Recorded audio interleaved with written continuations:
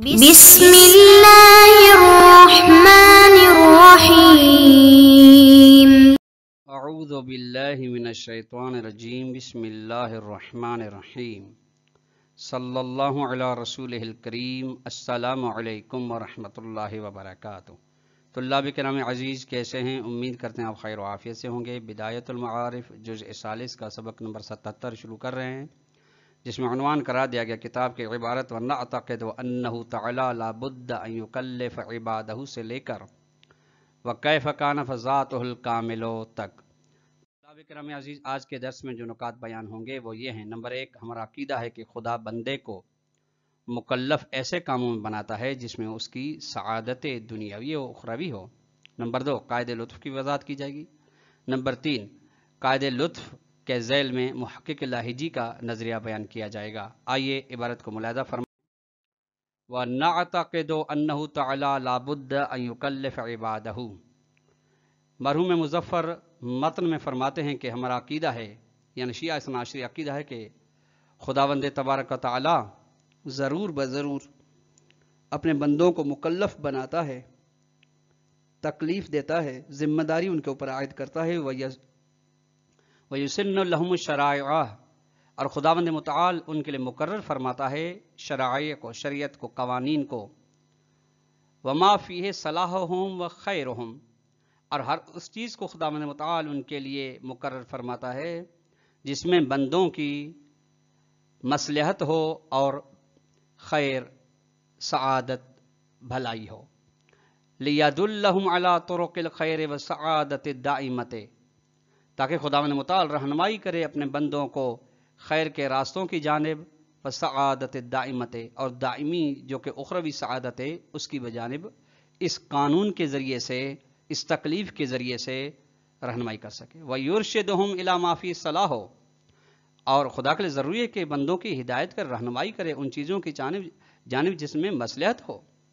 وَيَزْجُرُهُمْ عَمَّا فِيهِ الْفَسَادُ وَالضَّرَرُ وَسُوءُ عَاقِبَتِهِمْ، اور خداوند متعال منع فرماتا ہے بندوں کو تمام ان چیزوں سے، تمام ان کاموں سے جس میں انسان کا نقصان ہے اور اس کے اوپر ضرر عائد ہوتا ہے، اور جس میں اس کی عاقبت خراب ہوتی ہے، معاد خراب ہوتی ہے۔ وَإِنْ عَلِمَ أَنَّهُ لَا يُطِيعُونَهُ، اگرچہ خدا جانتا ہے کہ وہ اطاعت نہیں کریں گے جو ان کے اوپر شرائع و قوانین و تکالیف عائد کر رہا ہے، پھر بھی خداوند متعال کے لیے ضروری ہے کہ ان کے لیے ایسے راستے مقرر فرمائے جس میں سعادت دائمی و ابدی ہو، جس میں مصلحت ہو، جس میں بندے کا فساد و نقصان نہ ہو۔ لِأَنَّ ذَلِكَ، چونکہ یہ تمام چیزیں، ذَلِكَ مشاہدۃ طلاب کلام عزیز، تکلیف دینا، ان کے لیے شرائع مقرر کرنا اور طرق خیر و سعادت دائمی والے رستوں کی جانب رہنمائی کرنا، یہ لطف و رحمت بعبادہ، یہ خدا کا لطف ہے۔ لطف یعنی اپنے بندوں پر رحمت ہے۔ وَهُمْ يَجْهَلُونَ أَكْثَرَ مَصَالِحِهِمْ، حالانکہ بندے اکثر اپنی مصلحتوں سے، اپنی فائدے والی چیزوں سے، جو کہ حقیقی فائدے والی چیزیں ہیں اس کے بدن کے لیے اور روح کے لیے، اس کے دین کے لیے، اس کی دنیا کے لیے، آخرت کے لیے، اسے اکثر جاہل ہیں۔ وَطُرُقَهَا فِي الدُّنْيَا وَالْآخِرَةِ، اور اکثر انسان ان راستوں سے جاہل ہیں جو مصلحت کے راستے ہیں، دنیا میں کس چیز میں مصلحت ہے اور آخرت میں، اسے بھی جاہل ہیں۔ اس لیے خدا کے اوپر لازمی ہے کہ ایسا لطف و کرم کرے بندوں پر۔ وَيَجْهَلُونَ الْكَثِيرَ مِمَّا يَعُودُ عَلَيْهِمْ بِالضَّرَرِ وَالْخُسْرَانِ، اور اکثر انسان، اکثر عباد غافل ہیں، جاہل ہیں ان چیزوں سے جن چیزوں کی وجہ سے انسان کو ضرر دنیاوی و اخروی، خسران دنیاوی و اخروی عائد ہوتا ہے۔ واللہ تعالی هو الرحمن الرحیم بنفس ذاتہ، اور خداوند متعال رحمان الرحیم ذاتن ہے، بنفس نفیس ہے، وہ من کمالہ المطلق الذی هو عین ذاتہ، اور اس کا خدا کا رحمان الرحیم ہونا خدا کے کمال مطلق میں سے ہے، اور وہ کمال مطلق جو خدا کا عین ذات ہے، نہ کہ زائد بر ذات ہو۔ وَيَسْتَحِيلُ أَن يَنْفَكَّ عَنْهُ، محال ہے کہ یہ کمال مطلق جدا ہو سکے خدا سے، یعنی جس طرح خدا کا واجب الوجود ہونا ضروری ہے، واجب ہے، یعنی واجب الوجود ہے، اسی طرح کمال مطلق کا واجب الوجود ہونا اس کے لیے ضروری ہے۔ یہاں تک متن مصنف تھا. آئیے اب شارح محترم وضاحت فرماتے ہیں یہ نمبر 3 سے. اراد بذالک اے قولہ ویستحیل ان ينفك عنہ. یہ جو آخر میں جملہ مصنف کا تھا، مصنف نے ارادہ فرمایا ہے اپنے اس قول کے ذریعے سے کہ کمال مطلق خدا سے جدا ہونا محال ہے. اراد بیان معنی وجوب اللطف الذی هو الکبر الکلیۃ لتکلیف العباد بما فیہ صلاح وغیرہ مما یکون مصداقا للطف والرحمت. ارادہ مصنف کا یہ ہے کہ بیان کرے لطف کے وجوب کے معنی کو. لطف طلاب کرام عزیز یعنی ایسا طریقہ، ایسا راہ و روش جو مقرب ہو عبد کے لیے، مقرب ہو عبد کے لیے کہ خدا کے قریب ہو سکے اور اس کو گناہوں سے، نافرمانی الہی سے دور کر سکے. وجوب لطف کا معنی ہے چونکہ لطف خدا کو واجب ہے، یہ کبرائے کلی ہے اس کے لیے کہ بندوں کو مکلف بناتا ہے خداوند متعال ایسی چیزوں کے بارے میں جس میں بندوں کی مصلحت ہوتی ہے. وغیر ہی تکلیف کے علاوہ دیگر چیزوں کا بھی خدا نے مکلف بناتا ہے. مما ان چیزوں میں سے یکون مصداق لطف و رحمت ہے جو کہ جو غیر تکالیف مصداق لطف الہی بنتے ہیں اور رحمت الہی کا مصداق بنتے ہیں. وحاصل جس کا خلاصہ یہ ہے کہ کما سیسر ہو بھی فی الفصل ثانی من الکتاب، جیسے کہ مصنف نے وضاحت، جس طرح مصنف وضاحت نے فرمائی ہے کتاب بدایۃ المعارف کے فصل ثانی میں، وہ یہ ہے خلاصہ یہ حاصل ان معنی الوجوب فی ذالک کہ خدا کے اوپر لطف کا واجب ہونا، یہ اس کا معنی ہوا کا معنی الوجوب فی قولک، اس کا معنی اس قول کے مانند ہے جو آپ یہ کہتے ہیں کہ انہ واجب الوجود ہے. وہاں پہ معنی کیا اللزوم و استحقاق الانفقاق، یعنی وجود اور خدا میں جدائی نہیں ہے. وجوب وجود لازمی ہے خدا کے لیے، اس کا جدا ہونا بلکہ جدا ہونے کا تصور کرنا بھی محال ہے. یہ مراد ہے. ولیس معنی ہو وجوب کا معنی ہرگز یہ کہ ان احدن یامر بذالک کہ کوئی خدا کے اوپر حکم کرتا ہے واجب ہونے کا کہ خدا کے اوپر واجب ہے چاہے عقل ہو یا غیر عقل ہو. نہیں، ہرگز یہ معنی مراد نہیں ہے. بس نتیجے جب یہ مراد نہیں فیجب علیہ، یعنی غیر کوئی خدا کوئی بھی نہیں ہے جو خدا کے اوپر حکم کرے تاکہ واجب ہو علیہ خدا کے اوپر ان یطیعہ اس کی اطاعت کرنا. تعالی عن ذالک خدا اس سے بلند و بالا ہے. فإنه لا يناسب علو مقامه، یہ چیز کہ کوئی بھی احد عقل و غیر عقل، انسان و غیر انسان خدا کے اوپر حاکم بنے، حکم کرے، یہ مقام ربوبی کے ساتھ مناسبت نہیں رکھتا. وذالک، اور یہ کیوں؟ لأن اللطف وهو الرحمانیت والرحیمیت بالعباد ناشئ عن کمالہ المطلق الذی هو عین ذاتہ ولا ينفك عنہ. چونکہ لطف جو کہ خدا کی رحمانیت کو کہا جاتا ہے، خدا کی رحیمیت کو یعنی عمومی رحمت، عمومی اور خصوصی رحمت کو کہا جاتا ہے بندوں کے اوپر، یہ لطف پیدا ہوتا ہے، نکلتا ہے جس کا سر چشمہ خدا کا کمال مطلق ہونا ہے. وہ کمال مطلق جو عین ذات الہی ہے. عین ذات الہی یعنی خدا سے جدا نہیں بلکہ جدا ہونے کا تصور نہیں کیا جا سکتا. ولا حاجت الی وراء ذاتہ، خدا کی ذات سے ہٹ کے کسی کی ضرورت نہیں ہے کہ فی افاظت لطف الی غیرہ، کہ لطف کسی غیر خدا کی جانب پہنچ سکے یا اس کا افاظہ ہو سکے. فَإِذَا كَانَ الْمَحَلُّ قَابِلًا وَمُسْتَعِدًا لِفَيْضِ الْجُودِ وَلُطْفِ، جو بھی مقام، جو بھی چیز ما سوی اللہ قابلیت رکھتی ہوگی لطف الہی کے لیے، جود الہی کے لیے، تو فمقتضی کونہ کمال مطلقاً وہ لزوم و افاظت ذالک، تو خدا کے کمال مطلق ہونے کا لازم و تقاضا یہ ہے کہ خداوند متعال اس کو اوپر فیض و رحمت و بخشش اور رحمیت اپنی کرے. اذ لا بخل فی ساحت رحمت ہی، چونکہ خداوند متعال کی ذات کے بارے میں بخل یعنی کنجوس ہونے کا تصور نہیں کیا جا سکتا.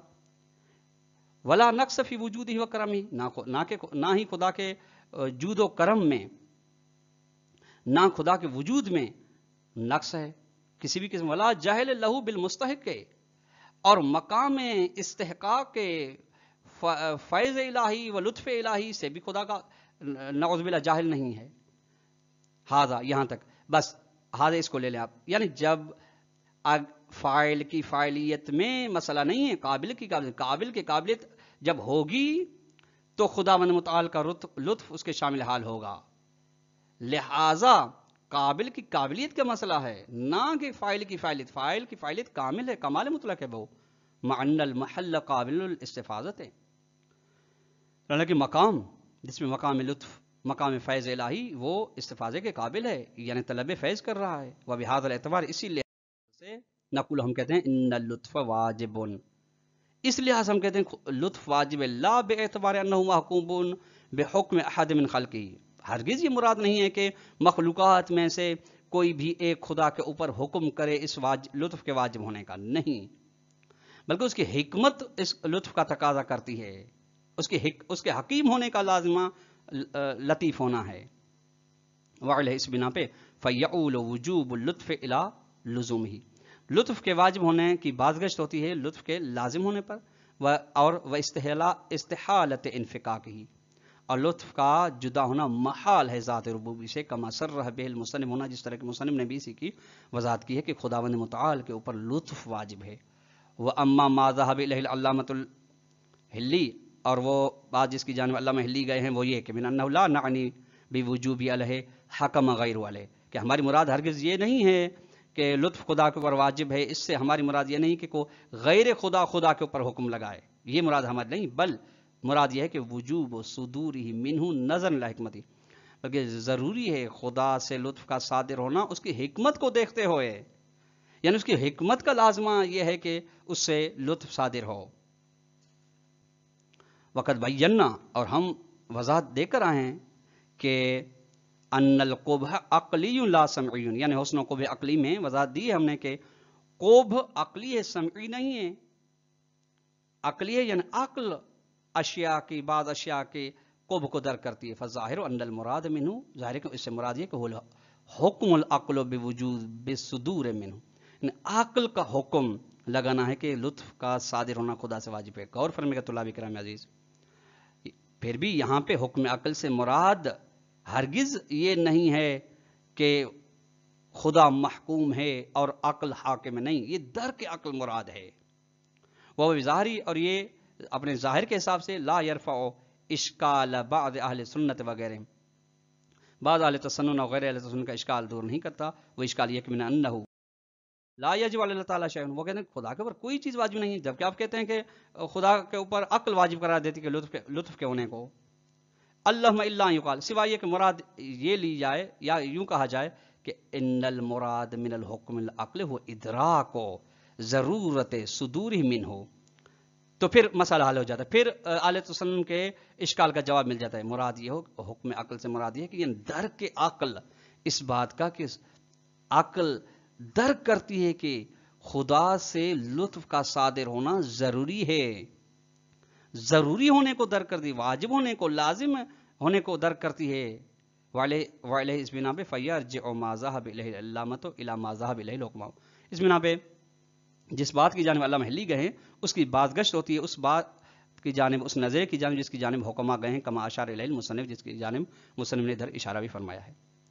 قال المحقق اللاہجی، محقق لاہجی فرماتے ہیں ان تشنیع المخالفین فی وجوب شیء علی اللہ و استبعادہم الناشئ عن قلت تدبرہم فی مراد القوم، کہ جو مخالفین یعنی ہمارے مخالفین، تشیع کے مخالفین جو ہے، انہوں نے جو طعن و لعن کیا ہے اس بارے میں کہ خدا کے اوپر کوئی چیز واجب ہو، یہ تشنیع پیدا ہوتی ہے کہ انہوں نے غور فکر نہیں کیا یا کم غور و فکر کیا ہے قوم کی مراد میں کہ ان کی مراد کیا ہے. قوم یعنی شیعہ قوم کی، کس چیز سے مراد؟ من وجوب شیء بحکم العقل اللہ تعالیٰ، یہ جو کہتے ہیں کہ عقل حکم لگاتی ہے کہ خدا کے اوپر ضروری ہے، اس کی مراد کیا ہے؟ وہ ہرگز یہ مراد نہیں ہے ان کی کہ عقل حاکم خدا محکوم ہیں. لہٰذا ان اثنا عشری شیعہ کے اس نظریے کے بارے میں انہوں نے غور فکر نہیں کیا، تب انہوں نے کہا کہ یہ ایسے لوگ ہیں جو خدا کے اوپر بھی حاکم بناتے ہیں اس کی مخلوق کو جو کہ عقل ہے.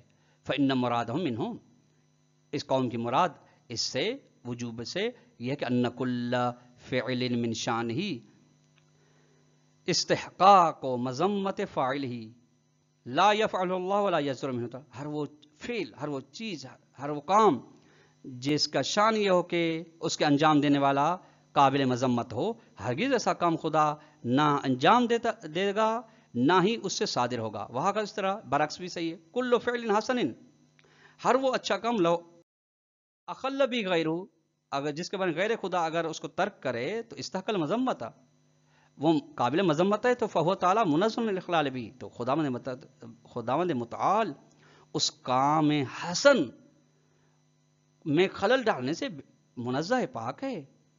وَأَمَّا مَنْعُ تَصَوُّرِ الذَّنْبِ بِنِسْبَةِ اللَّهِ تَعَالَى فَمُجَرَّدٌ تَحْوِيلٌ، یہ کہ بالکل تصور نہیں کیا جا سکتا، اس کو منع کرا دینا کہ مذمت خدا کی بنسبت تصور نہیں کیا جا سکتا، یہ فقط بے بنیاد تخیل ہے۔ کیوں؟ لأن الذم مقابل المدح، ذم مقابل مدح، یعنی متقابلان ہیں، ذم و مدح، والمد مرادف مساق الحمد، مد پھر ہم مانا ہے حمد کا، وہ واقع فی حقی، اور یہ خداوند متعال کے بارے میں مد ہو حمد واقع ہوتی ہے، بس فما لا یعقل ہو استحقاق ذم بنسبت اللہ تعالی لا تصور ذم، بس جو چیز قابل تصور نہیں خدا کے لیے وہ یہ ہے کہ خدا کے لیے جو چیز تصور نہیں کی جا سکتی وہ یہ ہے کہ استحقاق مذمت نہیں رکھتا خداوند متعال، یعنی حسن فعل کو ترک نہیں کرے گا، کبھی فعل اسے صادر نہیں ہوگا، نہ انجام دے گا، نہ کہ مذمت کا اس کے بارے میں تصور نہ کیا جا سکے، بلکہ تصور کیا جا سکے، کوئی مسئلہ نہیں ہے۔ یہ محقق الہی جی کی کتاب گوہر مراد ہے، صفحہ نمبر 248 پہ بات فرمائیے۔ وَيَظْهَرُ مِمَّا ذَكَرَهُ الْمُحَقِّقُ الہی جی، اور اس بات سے جس کو محقق الہی جی نے بیان فرمایا ہے اس سے ظاہر ہوتا ہے، وہ یہ بیان کیے فی تصویر وجوب شأن اللہ تعالیٰ، کہ خدا کے اوپر واجب ہے کوئی چیز، یعنی لطف واجب ہے۔ یظہرو یہ ان الحکم العقلی لیس بمعنی امر العقل، حکم عقلی سے مراد ہرگز حکم عقل مراد نہیں ہے، حتی یستبعد فی حق تعالی، تاکہ بعید ہو یہ حکم عقل خدا کے بارے میں۔ ویقال، اور یہ کہا جائے کیف یمکن ان یقول هو تعالی منقادا، کیسے خدا میں تعالی سر تسلیم خم ہو سکتا ہے، منقاد یعنی مطیع بن سکتا ہے، لامر العقل، امر عقل کے لیے، مانہ مخلوق من مخلوقات، جبکہ عقل خدا کی مخلوقات میں سے ایک مخلوق ہے۔